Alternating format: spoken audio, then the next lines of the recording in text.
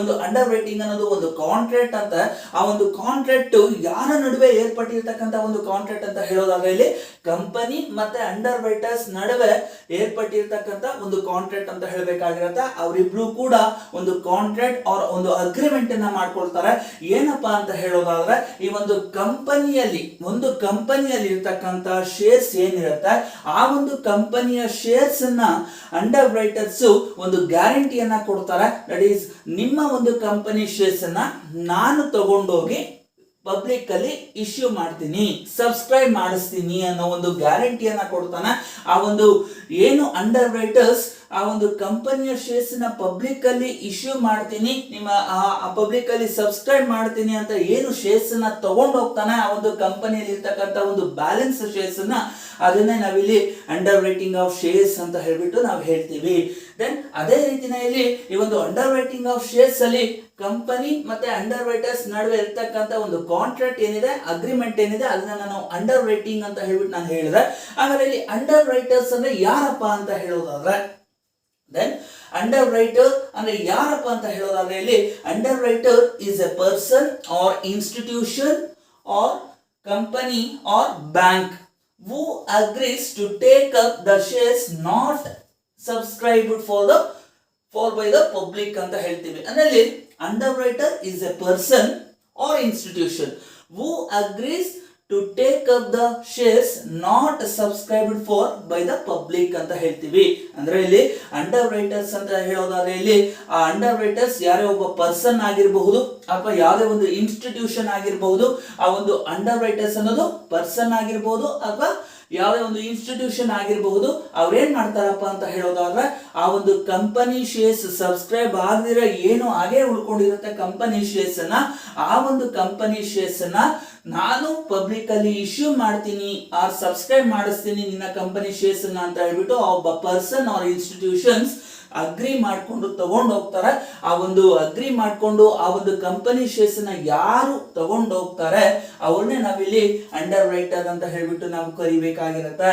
Then ಅದೇ ರೀತಿನೇ ಇಲ್ಲಿ ಅಂಡರ್ ರೈಟಿಂಗ್ ಕಮಿಷನ್ ಅಂತ ಹೇಳ್ತೀವಿ. ಹಾಗಾದ್ರೆ ಅಂಡರ್ ರೈಟಿಂಗ್ ಕಮಿಷನ್ ಅಂದ್ರೆ ಏನಪ್ಪಾ ಅಂತ ಹೇಳೋದಾದ್ರೆ it is the consideration which is payable to the underwriters for assuming the risk of uncertainty on behalf of the company making public issue of shares ಅಂತ ಹೇಳ್ತೀವಿ. ಅಂದ್ರೆ ಅಂಡರ್ ರೈಟಿಂಗ್ ಕಮಿಷನ್ ಅಂತ ಹೇಳೋದಾದ್ರೆ ಇಲ್ಲಿ ಆಗ್ಲೇ ಹೇಳಿದ ಒಂದು ಕಂಪನಿಯಲ್ಲಿ ಉಳಿದಿರ್ತಕ್ಕಂಥ ಸಬ್ಸ್ಕ್ರೈಬ್ ಆಗದಿರನೇ ಇರ್ತಕ್ಕಂಥ ಶೇರ್ಸ್ ಅನ್ನ ಅಂಡರ್ ರೈಟರ್ಸ್ ಅನ್ನೋರು ಏನ್ ಮಾಡ್ತಾರೆ, ಆ ಅಂಡರ್ ರೈಟರ್ಸ್ ಕಂಪನಿ ಜೊತೆಲಿ ಕಾಂಟ್ರಾಕ್ಟ್ ಆರ್ ಅಗ್ರಿಮೆಂಟ್ ಮಾಡ್ಕೊಂಡು ನೋಡಿ ಸರ್ ನಿಮ್ಮ ಕಂಪನಿಯಲ್ಲಿ ಉಳಿದಿರ್ತಕ್ಕಂಥ ಶೇರ್ಸ್ ಏನಿರ್ತವೆ ಸಬ್ಸ್ಕ್ರೈಬ್ ಆಗದಿರ ಬ್ಯಾಲೆನ್ಸ್ ಶೇರ್ಸ್ ಏನಿರ್ತವೆ ಅದನ್ನ ನಾವು ಪಬ್ಲಿಕ್ ಅಲ್ಲಿ ನಾವು ಸಬ್ಸ್ಕ್ರೈಬ್ ಮಾಡಿಸ್ಕೊಡ್ತೀವಿ, ನಾವು ಇಶ್ಯೂ ಮಾಡ್ತೀವಿ ನಿಮ್ಮ ಕಂಪನಿ ಪರವಾಗಿ ಅಂತ ಹೇಳ್ಬಿಟ್ಟು ಆ ಒಂದು ಕಂಪನಿಯಲ್ಲಿ ಇರ್ತಕ್ಕಂಥ ಶೇರ್ಸ್ ಅನ್ನ ಕಂಪನಿ ಪರವಾಗಿ ಪಬ್ಲಿಕ್ ಅಲ್ಲಿ ಇಶ್ಯೂ ಮಾಡ್ತಾರೆ ಆರ್ ಇಶ್ಯೂ ಮಾಡಕ್ ಹೋಗ್ತಾರೆ.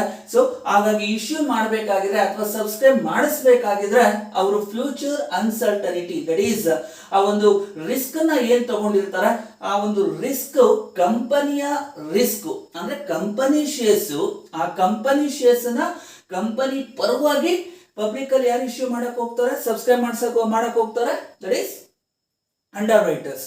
ಹಾಗಾಗಿ ಕಂಪನಿ ಏನ್ ಮಾಡ್ತಾನೆ, ನೋಡಪ್ಪ ನನ್ನ ಕಂಪನಿ ಪರವಾಗಿ ನೀನು ನನ್ನ ರಿಸ್ಕ್ ನ ನೀನು ತಗೊಂಡು ಕಂಪನಿ ಪರವಾಗಿ ನೀನು ವರ್ಕ್ ಮಾಡ್ತಾ ಇದೆಯಾ, ಐ ಮೀನ್ ಶೇರ್ಸ್ ಅನ್ನ ಪಬ್ಲಿಕ್ ಅಲ್ಲಿ ಇಶ್ಯೂ ಮಾಡ್ತಾ ಇದೆಯಾ ಅಥವಾ ಸಬ್ಸ್ಕ್ರೈಬ್ ಮಾಡಕ್ ಹೋಗಿದ್ಯಾ, ಹಾಗಾಗಿ ತಗೋ ಇಷ್ಟು ಅಮೌಂಟ್ ನಾನು ಅಥವಾ ಇಷ್ಟು ಕನ್ಸಿಡರೇಷನ್ ನಾನು ನಿನಗೆ ಪೇ ಮಾಡ್ತಾ ಇದ್ದೀನಿ.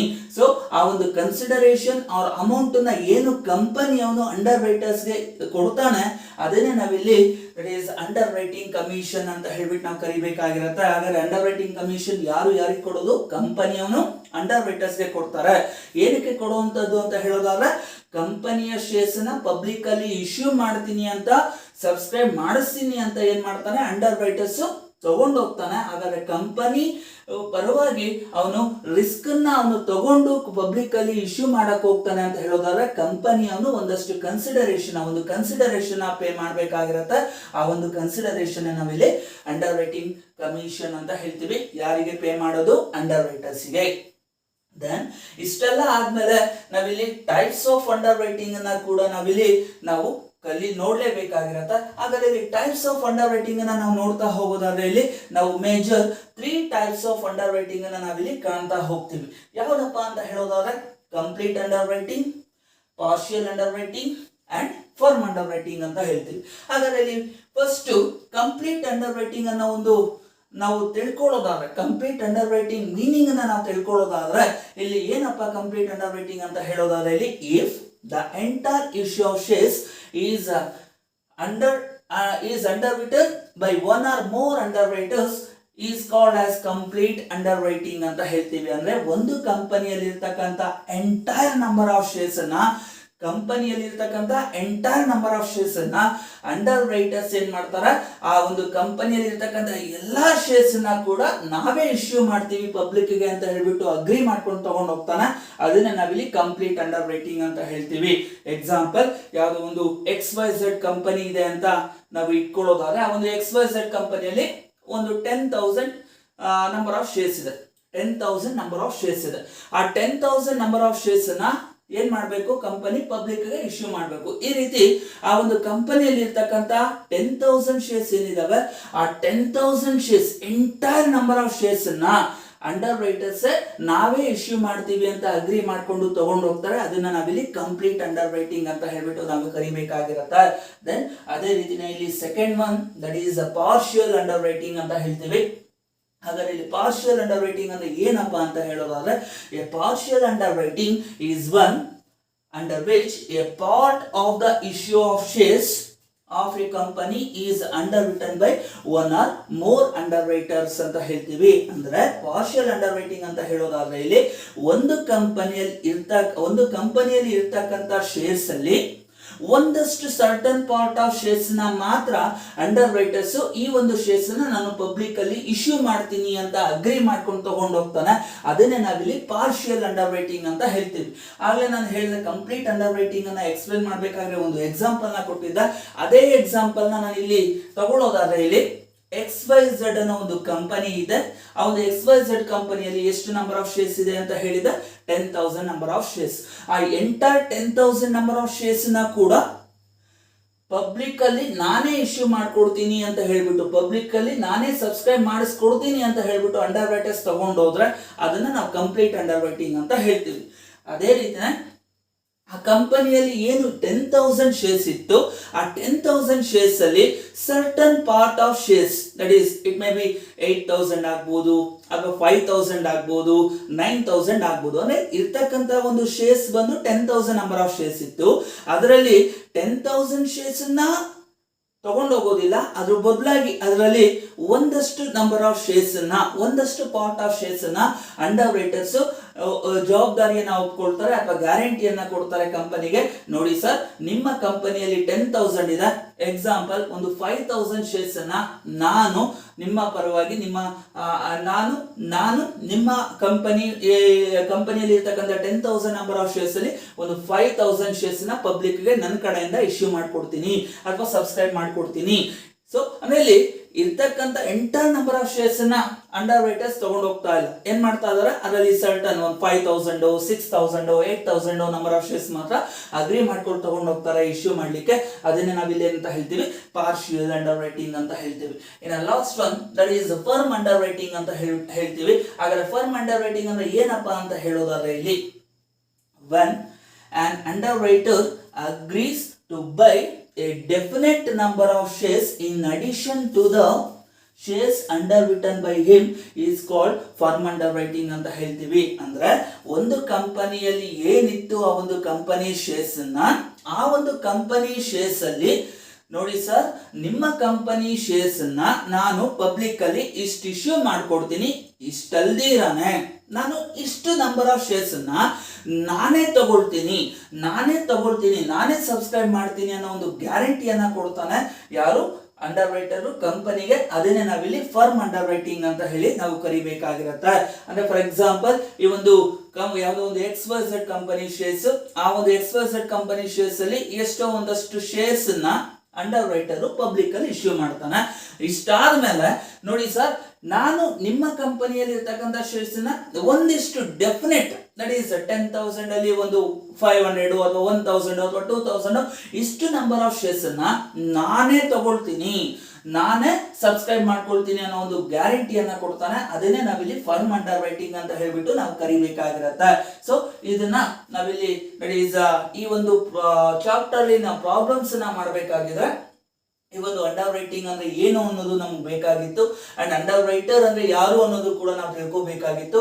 ಮತ್ತೆ ಅವನಿಗೆ ಕೊಡುವಂತ commission, under writing commission meaning ಅನ್ನ ಕೂಡ ನಾವು ಅರ್ಥ ಮಾಡ್ಕೊಳ್ಬೇಕಾಗಿತ್ತು. ಸೇಮ್ ಅದೇ ರೀತಿನ ಟೈಪ್ಸ್ ಆಫ್ ಅಂಡರ್ ರೈಟಿಂಗ್ ಅನ್ನ ಕೂಡ ನಾವು ತಿಳ್ಕೋಬೇಕಾಗಿತ್ತು. ಸೊ ಹಾಗಾಗಿ ಇಷ್ಟೆಲ್ಲ ನಾವು ತಿಳ್ಕೊಂಡ್ವಿ. ದೆನ್ ಇಷ್ಟೆಲ್ಲ ಆದ್ಮೇಲೆ ನಾವಿಲ್ಲಿ ಇನ್ನೂ ಒಂದು ಕೆಲವೊಂದು ಪಾಯಿಂಟ್ ಅನ್ನ ನಾವು ನೆನಪಲ್ಲಿ ಇಟ್ಕೊಳ್ಳೇಬೇಕಾಗಿರುತ್ತೆ. ಪ್ರಾಬ್ಲಮ್ ನ ಮಾಡಬೇಕಾಗಿದ್ರೆ ಆ ಒಂದು ಪ್ರಾಬ್ಲಮ್ಸ್ ಅನ್ನ ನಾವು ಮಾಡಬೇಕಾಗಿದ್ರೆ ಏನಪ್ಪಾ ಆ ಪಾಯಿಂಟ್ ಅಂತ ಹೇಳೋದಾದ್ರೆ ಇಲ್ಲಿ ಒಂದು ಮಾರ್ಕ್ಡ್ ಮತ್ತೆ ಅನ್ಮಾರ್ಕ್ಡ್ ಅಪ್ಲಿಕೇಶನ್ಸ್ ಅಂತ ಹೇಳ್ತೀವಿ. ಹಾಗಾದ್ರೆ ಮಾರ್ಕ್ಡ್ ಅಪ್ಲಿಕೇಶನ್ಸ್ ಅಂದ್ರೆ ಏನು, ಅನ್ಮಾರ್ಕ್ಡ್ ಅಪ್ಲಿಕೇಶನ್ಸ್ ಅಂದ್ರೆ ಏನು ಅನ್ನೋದನ್ನ ನಾವೀಗ ತಿಳ್ಕೊಳ್ಳೋಣ ಬನ್ನಿ. ಫಸ್ಟ್ ಇಲ್ಲಿ ದಟ್ ಈಸ್ ಮಾರ್ಕ್ಡ್ ಅಪ್ಲಿಕೇಶನ್ ಅಂತ ಹೇಳೋದಾದ್ರೆ ಇಲ್ಲಿ the applications received by the company bearing the official stamp of the individual underwriter are called marked application ಅಂತ ಹೇಳ್ತೀವಿ. ಅಂದ್ರೆ ನಿಮ್ಗೆ ಗೊತ್ತಿರೋ ಹಾಗೆ ಇಲ್ಲಿ ಒಂದು ಕಂಪನಿಯಲ್ಲಿ ಇರ್ತಕ್ಕಂಥ ಶೇರ್ಸ್ ಅನ್ನ ಅಂಡರ್ ರೈಟರ್ಸ್ ಏನ್ ಮಾಡ್ತಾರೆ, ಪಬ್ಲಿಕ್ ಅಲ್ಲಿ ಇಶ್ಯೂ ಮಾಡಕ್ ಹೋಗ್ತಾರೆ. ಈ ರೀತಿ ಇಶ್ಯೂ ಮಾಡ್ಬೇಕಾಗಿದ್ರೆ ಆ ಒಂದು ಏನು ಇಶ್ಯೂ ಮಾಡಕ್ ಹೋಗ್ತಾರೆ, ನೋಡಪ್ಪ ಇಂಥ ಒಂದು ಕಂಪನಿಯಲ್ಲಿ ಇಷ್ಟು ನಂಬರ್ ಆಫ್ ಶೇರ್ಸ್ ಇಶ್ಯೂ ಮಾಡ್ತಾ ಇದೆ ಈ ಒಂದು ಕಂಪನಿ, ಈ ಕಂಪನಿಯಲ್ಲಿ ಯಾರಾದ್ರೂ ಶೇರ್ಸ್ ನ ಬೈ ಮಾಡುವಂತವ್ರು ಅಥವಾ ಸಬ್ಸ್ಕ್ರೈಬ್ ಮಾಡ್ಕೊಳ್ಳುವಂತವ್ರು ಯಾರ್ಯಾರಿದ್ದೀರಿ ಅವರು ಅಪ್ಲಿಕೇಶನ್ ಹಾಕೋಬಹುದು ಅಂತ ಹೇಳ್ತಾರೆ ಕಂಪನಿ ಅಥವಾ ಅಂಡರ್ ರೈಟರ್ಸ್. ಈ ರೀತಿಯಾಗಿ ದಟ್ ಈಸ್ ಏನು ಕಂಪನಿ ಅವನು ಇಶ್ಯೂ ಮಾಡಿರ್ತಾನೆ, ಆ ಇಶ್ಯೂ ಮಾಡಿರ್ತಕ್ಕಂಥ ಶೇರ್ಸ್ ಅಲ್ಲಿ ಆ ಒಂದು ಕಂಪನಿ ಶೇರ್ಸ್ ಅನ್ನ ನಾನು ಇಷ್ಟು ಬೈ ಮಾಡ್ತೀನಿ ಅಥವಾ ನಾನು ಇಷ್ಟು ಸಬ್ಸ್ಕ್ರೈಬ್ ಮಾಡ್ಕೊಳ್ತೀನಿ ಅಂತ ಹೇಳ್ಬಿಟ್ಟು ಅಪ್ಲಿಕೇಶನ್ ಹಾಕೊಳ್ಬೇಕಾಗಿರುತ್ತೆ ಪಬ್ಲಿಕ್. ಈ ಒಂದು ಪಬ್ಲಿಕ್ ಏನ್ ಅಪ್ಲಿಕೇಶನ್ ನ ಕಳಿಸ್ತಾರೆ, ಆ ಒಂದು ಏನು ಕಂಪನಿಯವನು ಪಬ್ಲಿಕ್ ಇಂದ ಅಪ್ಲಿಕೇಶನ್ ಫಾರ್ಮ್ ನ ರಿಸೀವ್ ಮಾಡ್ಕೊಳ್ತಾನೆ, ಆ ಒಂದು ಅಪ್ಲಿಕೇಶನ್ ಫಾರ್ಮ್ಸ್ ಅಲ್ಲಿ ದಟ್ ಈಸ್ ಒಂದು ಮಾರ್ಕ್ಡ್ ಅಪ್ಲಿಕೇಶನ್ಸ್ ಇರುತ್ತೆ, ಇನ್ನೊಂದು ಅನ್ಮಾರ್ಕ್ಡ್ ಅಪ್ಲಿಕೇಶನ್ಸ್ ಇರುತ್ತೆ. ಹಾಗಾದ್ರೆ ಆ ಒಂದು ಅಪ್ಲಿಕೇಶನ್ ಫಾರ್ಮ್ಸ್ ಅಲ್ಲಿ ಮಾರ್ಕ್ಡ್ ಅಪ್ಲಿಕೇಶನ್ ಅಂದ್ರೆ ಏನು ಅಂಡ್ ಅನ್ಮಾರ್ಕ್ಡ್ ಅಪ್ಲಿಕೇಶನ್ ಅಂದ್ರೆ ಏನು ಅನ್ನೋದನ್ನ ನಾವೀಗ ತಿಳ್ಕೊಳ್ತಾ ಇದೀವಿ. ನಾನು ಆಗ್ಲೇ ಹೇಳಿದೆ marked applications are those application form received by the company bearing the official stamp of the individual underwriters are called marked applications ಅಂತ ಹೇಳ್ತೀವಿ. ಅಂದ್ರೆ ಏನು ಕಂಪನಿಯವನು ರಿಸೀವ್ ಮಾಡ್ಕೊಂಡಿರ್ತಾನೆ ಅಪ್ಲಿಕೇಶನ್ ಫಾರ್ಮ್ಸ್ ಅನ್ನ, ಆ ಒಂದು application forms that is underwriters ಕಡೆಯಿಂದ ಬಂದಿರತಕ್ಕಂತ ಅಂಡರ್ ರೈಟರ್ಸ್ ನೇಮ್ ಹೊಂದಿರತಕ್ಕಂತ ಒಂದು ಅಪ್ಲಿಕೇಶನ್ ಫಾರ್ಮ್ಸ್ ಏನಿರ್ತವೆ ಅದನ್ನ ನಾವಿಲ್ಲಿ ಮಾರ್ಕ್ಡ್ ಅಪ್ಲಿಕೇಶನ್ಸ್ ಅಂತ ಹೇಳ್ತೀವಿ. ಸೊ ಅಂದ್ರೆ ಇಲ್ಲಿ ಎಕ್ಸಾಂಪಲ್ ಯಾವುದೋ ಒಂದು ಕಂಪನಿ ಇದೆ, ಆ ಒಂದು ಕಂಪನಿ ಶೇರ್ಸ್ ಅನ್ನ ಕಂಪನಿ ಜೊತೆಲಿ ನಾನು ಎಕ್ಸಾಂಪಲ್ ನಾನೇ ಅಗ್ರಿಮೆಂಟ್ ಅನ್ನ ನಾನೇ ಕಾಂಟ್ರಾಕ್ಟ್ ಅನ್ನ ಮಾಡ್ಕೊಂಡೆ. ನೋಡಿ ಸರ್, ನಿಮ್ ಕಂಪನಿ ಶೇರ್ಸ್ ಅನ್ನ ನಾನು ಪಬ್ಲಿಕ್ ಅಲ್ಲಿ ನಾನು ಇಶ್ಯೂ ಮಾಡ್ಕೊಡ್ತೀನಿ ಅಂತ ಅಗ್ರಿಮೆಂಟ್ ಅನ್ನ ಅಥವಾ ಕಾಂಟ್ರಾಕ್ಟ್ ಅನ್ನ ಮಾಡ್ಕೊಂಡೆ ಕಂಪನಿ ಜೊತೆಲಿ. ಹಾಗಾದ್ರೆ ನಾನು ಯಾರಾಗ್ತೀನಿ, ಅಂಡರ್ ರೈಟರ್ ಆಗ್ತೀನಿ. ಹಾಗಾದ್ರೆ ನಾನೇನ್ ಮಾಡ್ತೀನಪ್ಪ ಅಂತ ಹೇಳೋದಾದ್ರೆ ಇಲ್ಲಿ ಆ ಒಂದು ಕಂಪನಿ ಶೇರ್ಸ್ ಅನ್ನ ಇಶ್ಯೂ ಮಾಡ್ಬೇಕಾಗಿದ್ರೆ ನನ್ನ ಕಡೆಯಿಂದ ಏನು ಅಪ್ಲಿಕೇಶನ್ಸ್ ಇಶ್ಯೂ ಆಗಿರುತ್ತೆ ಅಥವಾ ನನ್ನ ಕಡೆಯಿಂದ ಏನು ಕಂಪನಿಯವನು ಅಪ್ಲಿಕೇಶನ್ ಫಾರ್ಮ್ಸ್ ನ ರಿಸೀವ್ ಮಾಡ್ಕೊಳ್ತಾನೆ ಅದನ್ನೇ ನಾವಿಲ್ಲಿ ಮಾರ್ಕ್ಡ್ ಅಪ್ಲಿಕೇಶನ್ಸ್ ಅಂತ ಹೇಳಿ ನಾವು ಕರಿಬೇಕಾಗಿರತ್ತೆ.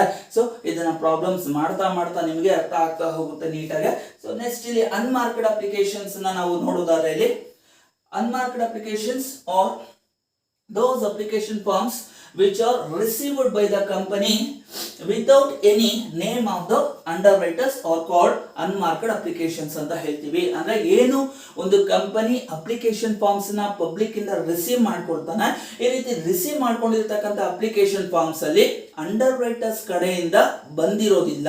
ಅಂದ್ರೆ ಆ ಒಂದು application forms direct that is company ಅವನಿಗೆ ಬಂದಿರುತ್ತೆ.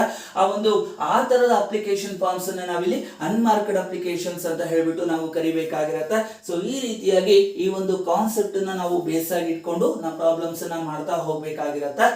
ಸೊ ಇದು ಒಂದು ಥಿಯರಿ ಕ್ಲಾಸ್ ಅಂತ ನಾನು ಹೇಳಬೇಕಾಗಿರುತ್ತೆ.